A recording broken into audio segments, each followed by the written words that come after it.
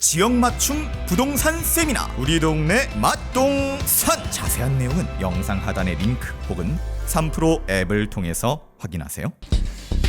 압도적 뉴스 콘텐츠 3프로 뉴스룸입니다. 안녕하세요, 이주호 기자입니다. 네, 안녕하세요. 권순우 기자입니다. 자, 오늘도 저희가 뉴스를 여러 준비했습니다. 예, 신나고 재밌는 뉴스 콘텐츠. 경제 뉴스도 이렇게 재밌을 수 있다. 압니다. 저희가 그렇게 뭐 재미까지 있진 않은데. 근데 권 기자는 확실히 재밌습니다. 예, 재미는 없지만 네. 그래도 어디 가서 내가 경제 동향 좀 안다라고 싶은 정도로 좀 야무지게 네. 좀 시작해 보겠습니다. 첫 번째 뉴스는 19억 원으로 끝난 올리브영의 갑질. 1위 업체 시장 지배자 불확실 뭐 이런 얘기인데 이거 보세요. 그 제목부터가 재밌지 않습니까? 19억 원으로 끝난 올리브영 갑질. 그러니까 요 내용을 좀 그러니까 저 얘기입니다. 그냥 공정거래위원회가 CJ 올리브영이 납품업체를 상대로 갑질을 했다. 네. 그러니까 CJ 올리브영은 다들 아시다시피 화장품을 파는데 자기가 만들어서 파는 게 아니라 다른 거를 입점을 받아서 네. 파는 그런 회사죠. 근데 여기가 이제 납품업체한테 갑질을 했다는 건데 어떤 갑질을 했는지를 보니까 좀 치졸합니다. 네. 그러니까 자기네가 행사를 한다, 프로모션을 한다, 그런 할인 행사 같은 거 하잖아요. 네. 그러면은 너네 다른 데선 하지 마. 그러니까 이게 잠깐만. 올리브영 말고 네. 딴 데도 이제 로드샵 같은 데가 있을 거 아니에요. 네. 그럼 여기저기 납품을 하는데 똑같은 A 제품인데. 예를 들어서 뭐 이거는 아예 다른 얘기지만 예. 뭐 책은 할인이 안 되니까 안 네. 되는 품목으로 하겠습니다. 뭐 교보문고에서 야, 책 할인 행사 30% 할 건데 네. 예스24에서는 하지 마. 뭐 요런 겁니다. 네. 그리고 또 하나 요거는 더 치졸한 건데 네. 행사를 한다 그러면은 예를 들어 1,000원짜리 상품을 20% 할인해서 판다. 예. 그러니까 그럼 야 우리 행사할 거니까 너네 1,000원짜리 800원에 납품해 20% 할인해서 팔 거니까. 네네. 뭐 그럴 수 있죠. 네. 그래갖고 더 많이 팔리면 좋은 거니까. 근데 행사가 끝났습니다. 네. 그러면은 그 800원에 받은 품목을 다시 1,000원에 팔겠죠. 그렇죠. 그러면은 잠깐만. 1,000원을 줘야 될 거 아니에요. 네. 근데 1,000원을 안 주고 800원 준 거예요? 800원만 주는 그런 걸 했다라고 에이. 얘기하는 게 있고, 요건 약간 시스템적인 문제인데 그 올리브영에서 제공하고 있는 그 어떤 전산 시스템이 있어요. 상품 네. 판매 관련 정보를 입력하고 뭐 그런 시스템인데 네. 굳이 그 정보 처리를 내가 하고 싶어서 하는 게 아니고 네. 올리브영이 필요해서 하는 건데 네. 그 시스템을 이용했다라는 이유로 일방적으로 그 시스템을 제공한 다음에 정보 처리비 명목으로 네이버에게 한 1에서 3%를 받았다. 이런 게 됐습니다. 그래서 이제 과징금을 뭐 18억 9천만 원, 네. 18억 9,600만 원을 불과를 받은 거예요. 네. 근데 올리브영은 좋아합니다. 19억이 큰 겁니까? 작은 겁니까? 어떤 상황을 염두에 뒀었냐면은 네. 그 원래 독점에서 갑질을 하면은 네. 막 매출액의 몇 퍼센트 이렇게 맞아요. 그러면 거의 수천억 과징금 나올 수 있다 이렇게 됐었거든요. 네. 근데 19억만 맞은 거예요. 좋은 거죠. 네. 그러면 왜 그 수천억이 맞는 상황은 뭐였냐면 네가 독점적인 사업자다. 네. 근데 올리브영을 화장품 로드샵으로만 따지면 점유율이 70%가 넘어요. 그럼 독점이죠, 거의. 그럼 독과점 사업자라고 네. 볼 수 있죠. 네. 그러면 수천억을 맞아야 되는데 여기를 화장품 유통업체로 볼 것이냐 아니면 그냥 유통업체로 볼 것이냐. 그냥 유통으로 보면 그냥 유통으로 보면 화장품은 정말 네. 점유율이 낮잖아요. 이마트도 있고, 예. 예. 쿠팡도 있고. 근데 여기서 또 흥미로운 이벤트가 뭐가 있었냐면 쿠팡이 네. 올리브영을 공정거래위원회에 신고를 한 적이 있어요. 네. 그 왜 그랬냐면 올리브영이 너네 나한테 납품할 거면 쿠팡에 납품을 할 때 페널티를 주는 거예요. 예를 들어서 어떤 페널티요? 그러니까 뭐 납품을 금지하거나 거래액의 불이익을 뭐 가격이라든지 뭐 아니면 매대에서 좀 후진데 갖다 놓는다든지 너 쿠팡에 납품하면 우리 올리브영에서 안 받아준다. 내지는 아니면 매대 줄인다. 구석에다가 놓는다. 구석에다 놓는다. 네, 이런 거를 했다라고 쿠팡이 올리브영을 공정거래위원회에 신고를 했어요. 그랬더니 올리브영이 좋아해. 예? 엄청 좋아해. 왜요? 오, 우리의 경쟁자인 쿠팡이. 네. 쿠팡은 유통업체잖아요. 우리를 유통업체로 인정했구나. 그러니까 우리 경쟁사인 쿠팡이 우리를 신고했습니다. 그럼 우린 독점업체 아닙니다. 우리는 뭐 쿠팡에 비하면 점유율이 엄청 낮지 않습니까? 이런 그렇죠. 논리를 펼 수 있는 네. 게 됐다 그래가지고 그런 상황이 발생을 하게 됐고 그러다 보니까 공정거래위원회는 여기는 독점업체는 아니다라고 네, 네. 해서 과징금은 19억만 맞게 된 거고요. 네. 여기가 이제 무혐의가 아닌 심의 절차 종료로 결정을 했는데 이게 심의 절차 종료는 어떤 거냐면 사실관계 확인이 곤란해서 법 위반 여부를 판단하기 불가능하거나 네. 아니면은 새로운 시장에서의 상황이 좀 변화가 돼서 향방을 가늠하기 어려운 경우에 유보를 시키는 거예요. 네. 그러니까 야 이거 너는 독점 사업자는 아니야라고 얘기한 건 아니고 시장 지배적 사업자인지가 불확실해. 그리고 화장품 소매 유통 채널에서의 위치가 강화되고 어떤 그 시장 경쟁에 미치는 영향에 대한 모니터링을 해야 되기 때문에 무혐의가 아니라 심의 절차를 종료했다라고 얘기를 했습니다. 네가 착하다는 건 아니지만 그러니까 네가 독점 사업자가 아니라는 건 독점 사업자라는 건 아니지만 네. 그렇다고 해서 아예 아니라는 건 아니다. 시장 상황이 어떻게 변하느냐에 따라서 너는 독점 사업자가 될 수도 있다라고 얘기했지만 어쨌든 올리브영 입장에서는 수천억 맞을 뻔한 거를 싸게 막았다. 그런데 검찰 고발은 됐기 때문에 네. 또 추후의 내용은 또 지켜볼 필요가 있어 보입니다. 알겠습니다. 쿠팡이 자충수를 둔 거네요. 근데 뭐 그렇게 얘기하면 안 됩니까? 쿠팡 때문에 공정위가 이렇게 결정한 건 그렇긴 아닐 하죠. 네. 건데 네. 어쨌든 모양은 그렇게 됐죠. 그런 모양을 만들어줬죠. 네. 그래가지고 이거 처음에 쿠팡이 딱 걸었을 때 야 CJ랑 쿠팡이랑 뭐 세게 붙나? 네. 라고 했는데 또 전문가들 얘기 들어보니까 저러면 올리브영 좋아하죠. 뭐 이런 그런 상황입니다. 네, 알겠습니다. 자, 두 번째 뉴스도 한번 보도록 하겠습니다. 자, 두 번째 뉴스는 지난 밤 사이에 AMD에서 엔비디아의 독점을 깨기 위한 신제품을 출시 행사를 열었습니다. 요즘에 보면은요, 인공지능 반도체 시장에 어떤 대격변이 좀 일어나고 있는데 어떤 얘기냐면 사실 초거대 인공지능 모델을 좀 사용하기 위해서는 거의 엔비디아 제품을 제외하면 할 수가 없었던 상황이잖아요. 거의 뭐 90%, 95%는 엔비디아 GPU를 쓰죠. 거의 독점 사업자라고 봐도 될 정도로 시장 지배력이 너무 뛰어난데 자 그러다 보니까 반도체 업계나 아니면 인공지능 업계에 계시는 분들이 지금 하소연을 하고 있는 게 뭐냐면 너무 비싸다. 이 정도 비용을 우리가 계속 들이다가는 비즈니스 모델의 사업성이 안 나온다는 좀 하소연을 많이 했었거든요. 심지어 주문을 해도 안 보내준다. 너무 오래 기다려야 된다. 네. 지금 뭐 만드는 데만 뭐 급하니까 예, 그렇죠. 그러니까 받지도 못해 돈은 많이 들어 이걸로 이제 우리가 서비스를 내야 되는데 지금 서비스 내놓는 걸로는 이거 돈 뭐 플러스 흑자도 아니야 이러다 보니까 어떻게든 이 엔비디아의 어떤 그 지배력에서 벗어나고 싶어하는 그런 움직임들이 많이 일어나고 있거든요. 지난밤 사이에 AMD가 새로운 AI 가속기를 내놓은 것도 같은 맥락이라고 이해하시면 좋을 것 같습니다. 어제 나왔던 제품들은 인스팅트 MI300 그리고 MI-X 이런 것들을 공개했다고 보시면 될 것 같은데 사실 이제 기술적으로 어떻게 될지는 차후에 전문가들의 분석을 들어보시는 게 더 좋겠지만 일단 AMD에서 자랑하기로는 이렇습니다.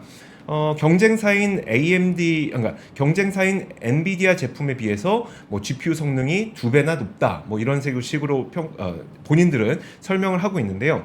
자, 근데 앞서 말씀드렸던 것처럼 기술적인 부분은 전문가들 분석을 들으시는 게 좋을 것 같고요. 또 실제로 이 AMD가 출시한 제품이 시장에서 정말 채택이 되는지 여부가 가장 진짜 제품 기술력이 좋구나 이걸 판단할 수 있는 기준이긴 한데 저는 이 뉴스를 통해서 두 가지 포인트를 좀 짚으면 좋을 것 같다는 생각이 듭니다. 첫 번째 포인트는 앞서 말씀드렸던 것처럼 엔비디아의 독점 구조를 어떻게든 깨기 위해서 여러 가지 노력이 이어지고 있다는 점이고요. 그 한 가지 실례로 볼 수 있는 게 얼마 전에 마이크로소프트에서 마이아와 코발트 그리고 서버까지 함께 공개를 했었잖아요. 그게 CPU, GPU 그렇죠. 예. CPU, GPU 그리고 그것을 탑재한 그 서버까지 함께 공개한 것도 같은 맥락이고 AMD가 이번에 인공지능 가속기를 출시하는 것도 같은 맥락이라고 보시면 될 것 같습니다. 엔비디아께 좋은 건 알겠는데 너무 비싸니까 가성비가 안 나오고 그래서 그러면 우리가 엔비디아가 아닌 다른 제품을 사용할 수 있을까에 대해서 계속 많은 업계의 노력이 이루어지고 있는 게 첫 번째고요. 두 번째는 이제 그 HBM은 우리나라의 또 핵심 산업 가운데 하나 아니겠습니까? 예. 그래서 AMD가 과연 어느 HBM을 탑재하게 될 것인지도 많은 관심을 가질 수밖에 없는데 일단 AMD에서는 특정 업체를 주요 공급자로 선정하지 않고 삼성전자, SK하이닉스, 마이크론 등 HBM을 제작할 수 있는 기업들로부터 다양하게 공급받을 계획이다 이렇게 설명을 했기 때문에 아 쉽지 않을 건데. 왜요? HBM도 지금 공급난이죠. 공급난이니까 네. 제가 보기에 삼성 거 많이 쓸 것 같습니다. 어? 왜냐면 하이닉스 거는 대부분 엔비디아로 들어가기 때문에 네. 그게 하나 있고 네. 또 하나는 삼성전자가 또 스마트폰을 만들잖아요. 네. 거기에 또 주로 납품하는 데가 AMD입니다. 관계가 이제, 있네요. 네, 관계가 있어서 네. 좀 많이 쓰지 않을까 싶은데 사실 얼마나 어려우면 엔비디아 독점 상황이 됐을까요? 그 그러니까요. 정말 네. 그 수많은 천재들이 노력을 하고 있을 건데 네. 제가 무당을 하면 네. AMD GPU를 오픈 AI가 쓴다. 에 거시겠습니까? 저는 어. 한 520원 정도로 걸어보겠습니다. 권스트라다무스. 네. 왜냐면 정말요? 오픈 AI의 입장에서도 지금 오픈 AI는 AMD 거 안 쓰고 있. 다 GPU 쓰죠. 다 GPU. 다 엔비디아 네, 거 쓰죠. 네. 근데 왜 그러냐면은 이 AI 회사들 입장에서도 네. 엔비디아 독점이 싫어요. 그렇죠. 비싸고. 네. 그리고 엔비디아 서버는 마진이 엄청 높아요. 네. 그러니까 일반적으로 GPU 쓰는 것보다 서버로 가면 8개 했다고 그래가지고 곱하기 8보다 더 더 비싸죠. 훨씬 비싸게 받아요. 네. 그러니까 뭔가 경쟁 체제를 해야 되기 때문에서라도 오픈 AI가 쓰지 않겠냐. 근데 물론 전면적으로는 못 쓸 겁니다. 몰래. 그러니까 엔비디아 GPU에 워낙 익숙해져 있기 때문에 네네. 거의 뭐 쿠다라든지 뭐 이런 거 써야 되기 때문에 전면적으로는 하지 않더라도 AMD 거를 조금 쓰지 않겠나라는 생각이 좀 드네요. 알겠습니다. 자, 다음 소식 보도록 하죠. 다음 뉴스는 대한항공과 아시아나 합병 관련해서 승인 관련한 좀 희망적인 얘기가 나왔습니다. 네. 그 지금 대한항공과 아시아나항공이 합병을 할 때 제일 걸림돌이 되는 게 그 독과점 문제잖아요. 네. 거기서 유럽과 미국, 일본 요런 데가 좀 남아 있는데 유럽 연합 집행위원회에서 2024년 2월 14일 전까지 대한항공과 아시아나항공의 기업 결합 심사를 잠정적으로 결론을 내리겠다라고 얘기를 했어요. 네. 그러면서 했던 얘기가 그 대한항공이 제시한 그 독과점 해소안이 네. 꽤 진전이 있었다라고 또 설명을 로이터에다 했습니다. 네. 그래서 합병이 좀 될 것 같은데 지금 합병안은 저런 겁니다. 이게 그 화물 관련해서 둘이 합치면은 독점 노선이 생긴다. 네. 그러니까 대한항공과 아시아나항공은 화물 노선을 그때 팔겠다라고 이제 이사회에 결의를 했었고 네. 몇몇 노선들의 겹치는 부분들은 좀 빼겠다라고 좀 얘기를 한 상황입니다. 뭐 지금 14국 가운데 11개국 경제당국에서 합병 승인을 받았고 미국과 일본 정도 남았는데 사실 이거에 제일 골치 아픈 데가 유럽이거든요. 네. 유럽연합이 원래 규제는 뭐 그렇죠. 워낙 많이 규제의 하니까. 나라. 네. 그러니까 여기서 일단 좀 걸리는 부분들은 이제 아시아나항공의 그 화물 부분을 누가 살 거냐라는 네. 거에서 워낙 비싸요. 거의 한 조 단위의 사업인데 사실 그러면 우리 마음으로는 외국적 항공사는 아니었으면 좋겠다고 생각을 하겠지만 예. 자금적으로 그게 좀 힘들 수도 있을까요? 그렇죠. 지금 이스타항공, 에어인천, 에어프리미아 세 곳으로 인수 후보가 접혀져서 3파전이 되고 있는데 네. 1조라는 거는 제가 잘못 얘기한 것 같습니다. 어쨌든 높은 인수 대금이 걸림돌이 될 거라는 해석이 좀 나오고 있어요. 그리고 사실 이 합병은 저는 처음에 합병을 진행하는 과정에 대해서 계속적으로 비판을 했었습니다. 네. 왜냐면은 그 당시에 산업은행이 조원태 회장의 체제를 굉장히 공고해주게 해주는 그런 식으로 이 일이 진행이 됐었거든요. 네. 근데 이게 벌써 몇 년입니까? 코로나19 때부터 그쵸. 있었으니까 네. 그 과정 속에서 아시아나항공이 굉장히 많이 어려워졌어요. 네. 그러면 혼자 생존이 가능할까도 굉장히 불확실한 상황이 돼버렸고 그럼 판다 그랬을 때도 누가 살 것인가도 굉장히 부담스러워졌고 네. 거기가 이제 조단위 부채를 아까 조단위는 그 부채 얘기였습니다. 네. 그래서 이게 그 대한항공 쪽에서도 플랜 B는 없다라는 얘기를 하고 있고 이게 진짜 이렇게까지 돼버리고 나니까 합병 말고는 또 방법이 없는 것 같기도 합니다. 네. 예. 알겠습니다. 지금 되돌릴 수는 없는 거고요. 그렇죠. 네. 뭐 되돌릴 수야 있겠지만 네. 피해가 되게 크죠. 크죠. 여러모로. 알겠습니다. 그래서 이거는 뭐 잘 되기를 기원하는 수밖에 없지 않나 싶습니다. 알겠습니다. 오늘 뭐 저기 파전 얘기가 주로 나오고 있군요. 아시아나항공 얘기하고 있는 거. 네, 저도 파전집 회기역 앞에 파전 골목 되게 좋아합니다. 저 거기 되게 좋아합니다. 네. 조만간 한번 가야 되겠습니다. 제가 또 학교도 거기서 나왔거든요. 저도 그쪽이었어요. 아 그래요? 네. 자, 다음에 그 얘기 한번 해보도록 하겠고. 자, 다음 소식은 바로 홍콩입니다. 요즘 홍콩이 우리 시야에 많이 들어오고 있죠. 그리고 굉장히 유의 깊게 저희는 살펴보고 있습니다. 자, 그런데 홍콩 경제가 중국 경기 침체와 금리 인상 등의 영향 때문에 올해에 이어서 내년에도 성장세가 애초에 기대했던 것보다 더 낮아질 것이라는 전망이 나왔습니다. 자, 일단 올해 GDP 성장률, 그 다음에 올해 4분기 GDP 성장률, 내년 GDP 성장률 이 세 가지를 말씀드릴 텐데 블룸버그 통신이 이코노미스트들을 대상으로 설문조사를 한 내용입니다. 보면 일단 올해 GDP 성장률은요. 기존에 이제 지난 9월에 4% 성장할 거다 얘기를 했었지만 예. 이번에 조사한 걸 보니까 3.3% 성장할 거다로 낮췄습니다. 그리고 올해 4분기를 보면요. 4분기에 4.8%를 성장할 거라고 예상을 했는데 이게 이전 조사에서는 6.5% 성장이었습니다. 오. 많이 떨어지죠. 전망치가 많이 떨어집니다. 예. 내년은 어떠냐면 내년 역시 이전에는 3% 성장할 거라고 봤는데 이게 2.7% 성장할 걸로 낮아졌습니다. 예. 자, 근데 그러면 싹 다 이제 성장률이 낮아진 건데 그럼 홍콩 성장률이 왜 낮아지냐? 거기에 대해서는 이제 전 세계가 지금 엔데믹으로 들어가게 되면서 관광이 매우 호황을 누리고 있는 상태잖아요. 예. 근데 홍콩은 좀 그렇지 못한 상황이긴 합니다. 첫 번째로 그 여러 가지 이유가 거론이 되고 있긴 한데 첫 번째로는 이제 홍콩이 중국화됐다는 뭐 인식이 있다 뭐 이런 해석도 있긴 한데요. 그러니까 홍콩 하면 떠오르는 이미지가 네. 우리 과거에 뭐 영웅 본색이라든지 아니면은 그 뭐 화양연화라든지 네. 이런 데서 약간은 좀 세기말적이고 그렇죠. 뭔가 네. 좀 세련되고 이런 이미지가 있었는데 홍콩의 이미지가 있었죠. 네. 네. 근데 지금은 이제 약간 중국 네. 같은 느낌. 근데 이건 사실 우리가 뭐 논리적으로 설명하기가 약간 힘들잖아요. 그냥 네. 느낌이 그렇다는 거지. 네. 근데 제가 얼마 전에 그 홍콩을 직접 방문하셨던 증권가에 계신 분한테 얘기를 들었는데 왜 이렇게 없을까요? 그러니까 홍콩 관광객들이 왜 이렇게 없을까요? 일단 중국에서 홍콩으로 그러면 관광객이 들어와야 되는 거잖아요. 다른 나라에서도 마찬가지지만. 근데 아시겠지만 홍콩은 달러 패그를 사용하고 있습니다. 그렇죠. 그러면 사실 올 한 해 동안 다 강달러 때문에 되게 많이 힘들었었거든요. 위안화가 약세죠. 위안화 예. 약세고 강달러였단 말이에요. 그러면 중국인들 입장에서 홍콩으로 가서 여행을 하기에는 굉장히 비싼 겁니다. 이런 것들도 분명 영향을 미쳤을 거란 얘기가 있습니다. 그러다 보니까 이제 그러다 보니까 같이 약한 일본으로. 그쵸 그쪽으로 많이 넘어. 예. 그래서 거기에다가 금융적으로 보더라도 국제신용평가사 무디스가 지난 6일에 홍콩 신용등급을 AA3로 유지하긴 했지만 등급 전망을 안정적에서 부정적으로 하향 조정했거든요.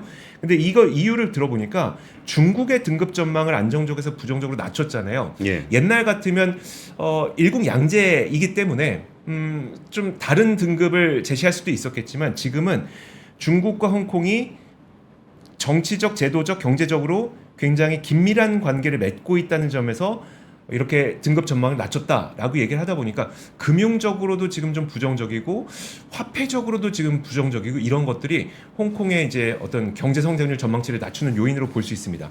자, 그런데 어쨌든 우리는 이런 것들보다는 홍콩 H 지수에 연동된 ELS가 예.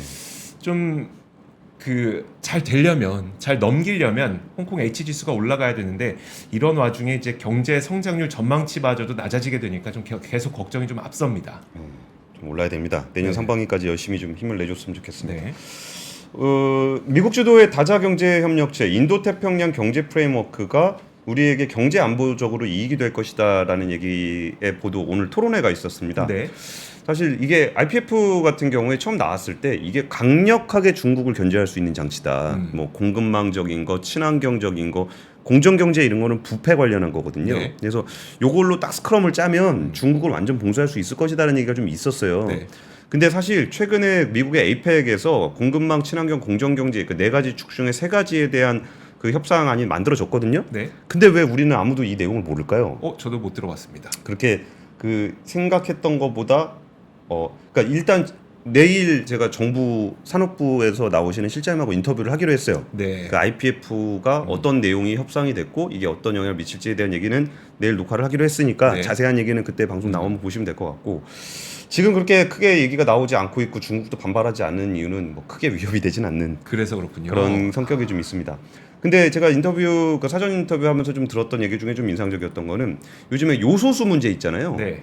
요소수 문제가 지금 가장 그 치명적으로 다가오는 이유는 중국에 대한 의존도가 높다는 건데 네. 그러면 그 의존도를 낮출 때 그러면 단가가 비싼 거를 여기저기서 사야 되냐라는 네. 거는 정답이 아닐 수도 있잖아요. 그렇죠. 네. 근데 만약에 저기서 끊기게 되면은 이건 가격이 엄청나게 올라가 버리니까 네. 그러면 어디서 파는지를 알아야 될 거 아니에요. 네. 근데 IPF 공급망 협상 중에 주요 내용 중에 야 니네 나라에 뭐 있어? 라는 정보 공유하는 네트워크.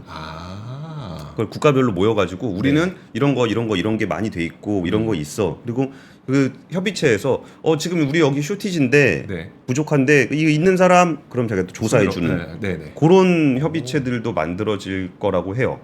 그 웬디 커틀러 아시아 소사이어티 정책연구소 부회장은 그 핵심 광물에 대한 중국 의존도를 하룻밤 사이에 줄일 수는 없다. 네. 근데 우리가 뭐라도 하지 않으면 결국 중국만 의존을 하게 될 것이다라고 얘기를 했었고 2021년 요소수 부족으로 큰 홍역을 앓은 한국은 안정적인 역내 공급망 구축하는 IPF로 얻을 수 있는 경제 안보적인 이익이 크다라고 네. 좀 강조를 했습니다. 우리나라의 그 이혜민 한국외대 초빙 교수는 공급망에서 비용이나 효율성이 아니라 그러니까 네. 가격을 얼마나 싸게 하고 뭐 이런 문제가 아니라 리스크 완화와 다변화가 중요하다. 하나의 공급원에 지나치게 의존하지 않는 것이 중요하고 요소수가 또 그런 사례다라고 네. 얘기를 좀 했습니다. 그리고 또 여기서 나왔던 얘기 중에 이거는 저도 되게 궁금해서 좀 물어보려고 그러는데 IPF가 바이든 대통령의 역점 사업 아니겠습니까? 네. 근데 내년에 대선이 있단 말이에요. 네. 근데 그 전에 그 TPP 같은 경우도 미국이 그 주도해서 하다가 나왔죠. 트럼프 대통령이 나 안 해. 네. 이걸로 그냥 나와버렸잖아요. 네. 그럼 이 IPF를 하다가 이게 바뀌면 어떻게 되지? 그러네요. 거기에 대한 얘기가 좀 나왔었는데 이번 토론회에서 네. 그 얘기에 대해서 그래서 이게 그 다자간 협상 체계잖아요. 네. 그러니까 한 국가가 빠지더라도 뭐 우리가 뭐 미국에서 뭐 사올 만한 거가 그렇게 많지는 않으니까 그런 경우를 대비해서 본다면 한국의 입장을 보다 정교하게 준비 작업을 해야 된다라는 얘기가 좀 오늘 나왔습니다. 근데 생각보다 정보를 공유한다는 거는 굉장한 큰 그 다자간 간의 본딩, 그러니까 예. 결속이 되는 거 아닙니까? 근데 그게 또 이제 얼마나 공개할지 모르잖아요. 그 세부 내용이 중요하겠군요. 그러니까 사실 이게 돈이거든요. 그렇죠. 어디에 물량이 있고 어디에 물량이 없는지를 알면 네. 물량 있는 사람은 딱 그 짱박아 놨다가 네. 야 없어? 나도 별로 없는데 좀 비싸게 줄까? 뭐 요게 돈이 되거든요. 네. 그러니까 그거를 어떻게 정교하게 만들어갈지가 중요하다는 거죠.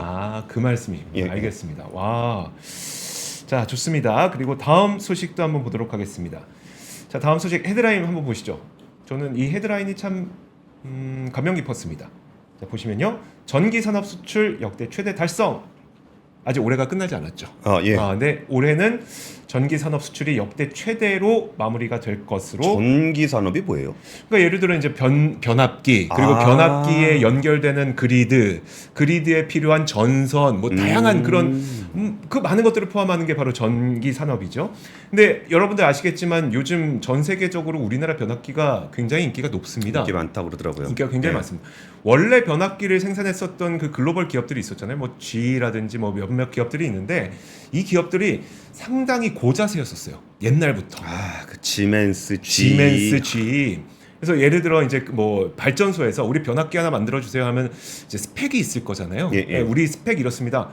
우리 변압기 있으니까 당신들이 그 스펙에 맞추세요. 뭐 이 정도의 고자세였습니다. 예. 그러다 보니까 뭐 이렇게 납기도 잘 안 맞추고 이런 가운데 갑작스럽게 이제 그 전력량 사용이 많이 늘어나게 됐죠. 데이터 센터도 얼마나 많이 사용합니까? 그러니까 노후 인프라가 얼마나 많습니까? 이런 여러 가지 수요가 많다 보니까 거기다가 재생에너지로 변하게 되면 이게 또 직류 전기잖아요. 네네. 그러니까 그리드를 또 다시 깔아야 돼요. 네. 그래갖고 거기에 수요도 많이 늘었다라고 그러니까요. 요즘 얘기들을 하더라고요. 그래서 이런 예. 수요는 급격하게 늘어나는데 이 그 GE, 지멘스 이런 쪽에서는 만들어내는 물량이 한정적인 겁니다. 그러다 보니까 그 틈바구니를 우리나라 기업들이 아주 잘 파고들었던 게 이제 히스토리라고 볼 수 있을 것 같은데, 결국 이런 것들 때문에 올해 우리나라 전기 산업 수출이 역대 최대 규모인 약 150억 달러에 달할 것으로 전망이 됩니다. 국내 전기 산업 수출은요 1978년에 1억 달러에 시작을 해서 2006년에 50억 달러 돌파했고요. 2011년에 100억 달러 돌파했습니다. 그리고 올해 최초로 150억 달러 달성을 눈앞에 두고 있습니다. 사실 2000년대 초반에 빨리 수출이 늘었다가 좀 2010년도에 약간 주춤했었거든요. 그러다가 다시 이 150억 달러로 빠르게 늘어나고 있습니다. 지금 말씀하셨던 것처럼 신규 전력 인프라 프로젝트에 대한 수요도 있고 미국과 유럽의 노후 설비 교체 물량도 굉장히 많이 예정되어 있고요. 예. 신재생 에너지 또 디지털화 이 디지털화라고 하는 거는 결국 다 뭐 로봇을 사용한다든지 서버를 건설한다든지 이런 것들이죠. 그러다 보니까 앞으로도 좀 발전 가능성은 더 기대가 됩니다. 그래서 전기 산업 수출이 2030년까지 300억 달러로 확대될 수 있도록 정부도 뒷받침하겠다라는 내용까지 오늘 나왔습니다. 네. 저는 전기차 산업인 줄 알았어요. 근데 전기차도 네, 연관돼 있죠. 네, 오늘 SNL 리서치에서 그 내용 나왔는데 네. 저희가 하도 자주 얘기하던 거라 이렇게 둔화됐다라고 하는데 네. 굉장히 고성장 치고는 둔화라고 얘기하겠지만 성장세는 유지하고 있다 뭐 이런 얘기인데 전기 산업은 굉장히 인프라 산업이라 한번 깔게 되면 유지 보수 같은 거에도 그렇죠. 쏠쏠하거든요. 네. 근데 그리고 그거는 사실 선진국들이 주도하던 시장인데 요거를 들어갈 수 있었다는 건 참 좋은 소식인 것 같습니다. 제가 준비한 뉴스는 그 금융하는 사람들한테는 가금복이라고 불리는 통계가 있어요. 1년에 네. 한 번 나오는 건데 가계금융복지조사 결과라고 한국은행 통계청 금융감독원이 같이 내는 거예요. 네. 제가 이 통계를 왜 좋아하냐면 우리가 제일 관심 있는 거 남들은 얼마 버나 그게 나옵니까? 네, 남들은 얼마 있나 아, 표 한번 같이 보시면은 보시죠. 자산은 5억 2,727만 원으로 3.7%가 줄었습니다. 네. 그리고 부채는 9,186만 원. 근데 이거 통계 보면은 잘 체감이 잘 안 돼요. 네.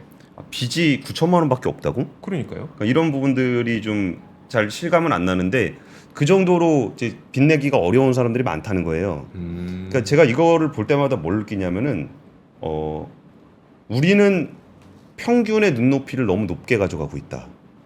무슨 의미일까요? 근데 나 빼고 남들은 다 잘 사는 것 같아요. 그렇게 느껴져요. 그리고 남들은 보통 일반적으로 집 있는 사람들 한 10억 이상 다 있을 것 같아요. 있을 것 같고 네. 연봉은 대부분 뭐 7, 8천은 기본으로 하는 것 같고 그럴 것 같아요. 그렇죠. 근데 가구 소득이 지금 보면은 6,762만 원이잖아요. 가구 소득인 거죠? 예, 가구 소득. 그러면 만약에 거의 기준이 3인 가구다. 예, 예. 그런 식으로 생각하는 거죠? 예, 2인 가구, 3인 가구도 있으니까. 네. 근데 이게 또 이게 고위직 임원들도 있고 네. 연배가 있으신 분들도 있고 막 그렇잖아요. 네. 그러니까 가구 소득 기준으로 6,762만 원밖에 안 돼? 그러니까 우리가 어쩌면 남들은 너무 잘 산다라고 생각하는 것 때문에 더 불행할 수도 있을 것 같아요. 네. 그래서 가금복 자료를 보다 보면 행복해집니까? 행복해지는 건 아닌데 너무 남의 시선을 의식하면서 살지 말아야 되겠다. 그러니까 내가 맨날 평균에 못 미치고 나는 시대에 뒤떨어진다라고 좀 위축되는 경향이 있는데 네. SNS에 올라오는 거는 자기 삶에 굉장히 큰 이벤트만 올라갑니다. 진짜 맛있는 소고기 SNS에 올린다. 네. 그거 1년에 한 번 먹으니까 그런 거예요. 그러겠네요. 매일 먹으면 안 올리겠네요. 매일 먹는 걸 뭘 올립니까? 그래서 가금복 자료를 근데 사실 가금복 자료가 주는 의미는 2023년 가금복 자료가 주는 의미는 네. 자산이 줄고 부채가 늘어났다라는 부분에서 부동산 가격이 떨어진 게 영향을 미쳤다라고 보시는 게 좋을 것 같아요. 그래서 같이 보시면 실물 자산 쪽이 5.9%가 줄고 네. 금융 자산이 3.8%가 늘었거든요. 실물 자산이 부동산이잖아요. 네. 그래서 부동산이 좀 안 좋았고 그리고 이제 금리가 좀 올라가 있는 상황 때문에 지금 그러니까 자산이 줄어든 게 거의 통계 작성 이후 처음일 거예요. 아, 그래요? 예. 계속적으로 이게 올라가서 그랬었는데 자산이 줄어든 부분은 부동산에 영향이 좀 있다라는 말씀 좀 전해드리고요. 그리고 시간 됐는데 헤드라인만 전해드리면 헤드라인으로 전해드릴 수 있는 건이 아니네요. 네. 뭔 뉴스를 전해드리려고 그랬냐면은 이제 행동주의 펀드들이 이제 하나둘씩 움직이고 있습니다. 행동주의 펀드들이 주주 서한을 보내려면 주주 제안을 하려 그러면은 주총하기 전 한 6주 전에 해야 돼요. 네. 그러면은 내년 초가 되면은 이걸 해야 되거든요. 근데 사실 기업 거버넌스라는 거는 중장기적으로 영향을 미쳐야 되는데 네. 이게 안 될 수도 있고 느리게 갈 수도 있다 보니까 우리는 거기에 대해서 조금 의식이 좀 약해요. 그러다 보니까 좀 이벤트의 주가가 움직이는 경우가 많은데 이번에 펠리서 캐피탈 같은 경우는 삼성 물산 주가 너무 싸다. 네. 요 얘기했었는데 선성물 주가 왜 싼지 다들 아시잖아요. 그렇죠, 그렇죠. 근데 네. 이거를 누군가가 여기서 제한을 하고 약간의 분쟁이 생기고 그러면 주가 변동성이 좀 생길 수 있잖아요. 네. 그래서 행동주의 펀드들의 움직임도 좀 눈여겨 보시면 좋을 것 같습니다. 자, 알겠습니다. 자, 그리고 목요일 저희 3프로 뉴스룸의 퇴근길 뉴스는 여기까지고요. 저희는 내일 오겠습니다. 고맙습니다. 감사합니다. 장 시작 전부터 종료까지 쏟아지는 수많은 뉴스와 정보들. 이 중에서 어떤 것이 투자에 정말 도움이 되는 정보일까요? 3프로의 증시 셔터맨 박근영 마스터가 직접 정보를 선별하고 투자의 힌트를 드립니다. 시간도 아끼고 투자 아이디어도 얻는 시간, 박근영 부장의 마켓 힌트와 함께 하세요. 자세한 사항은 3프로 TV 앱과 홈페이지를 확인하세요.